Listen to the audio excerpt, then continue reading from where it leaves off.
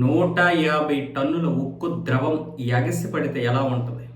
1540 డిగ్రీలు వేడితో ఉన్నటువంటి ఆ ద్రవం ఒక్కసారిగా 14 మంది మీద పడడంతో అందులో 8 మంది అక్కడికక్కడే చనిపోయారు. ఇప్పుడు మృత్యువుతో 6 మంది పోరాడుతూ ఉన్నారు.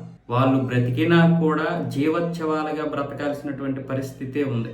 అలాంటి దారుణమైనటువంటి సంఘటన SMS 1లో జరిగింది నిన్న స్టీల్ ప్లాంట్లో. అయితే దీనికి ప్రధాన కారణం ఏంటి? ఎవరైనా ఈ అల్యూమినియంకి సంబంధించి లేకపోతే దానికి కలపాల్సినటువంటి ఏదైతే మెటీరియల్ ఉందో ఆ మెటీరియల్ ఎక్కువ తక్కువ జరిగినట్లు కొంతమంది చెప్తున్నారు. కొంతమంది ఏమొచ్చేసి ఏదో మిషనరీలోనే ప్రాబ్లం ఉంది అని కొంతమంది చెప్తున్నారు. అంటే పూర్తి వివరాలు ఏంటనేది బయటికి రావడం లేదు. కానీ అది మొత్తానికి నిన్న సాయంత్రం 5 గంటల ప్రాంతంలో జరిగినటువంటి ఈ ప్రమాదంలో 8 మంది అక్కడికక్కడే చనిపోయారంటే ఎంత దారుణమో చూడండి. అయితే మిగతా 6 మందే కాదు, మరికొంతమందికి కూడా ఆ వేడి సెగ తగిలి కూడా చాలా తీవ్రమైనటువంటి ఇబ్బందికి గురవుతున్నారు. అంటే 1540 డిగ్రీలు వేడి అంటే ఆ ద్రవం అది ఎంత వేడితో ఉంటుంది చూడండి. మామూలుగా మనం 50 డిగ్రీలకు వచ్చేసరికి భరించలేం. ఎండ 45 డిగ్రీలు దాటితే మనం భరించలేం.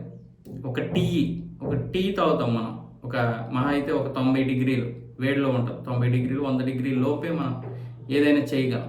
అలాంటిది 1540 డిగ్రీలు, పైగా అది ఆ వేడి వేరే.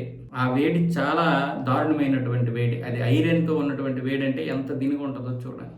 మరి దీనికి నిర్లక్ష్యమా లేకపోతే ఏదైనా మిషనరీ ప్రాబ్లం అన్నది ఇప్పటికీ కూడా తేలడం లేదు. అంటే చెప్పట్లేదో మరి ఏమో తెలియదు. కానీ మొత్తానికి ఇలాంటి దారుణమైనటువంటి సంఘటన మన విశాఖ స్టీల్ ప్లాంట్లో జరిగింది.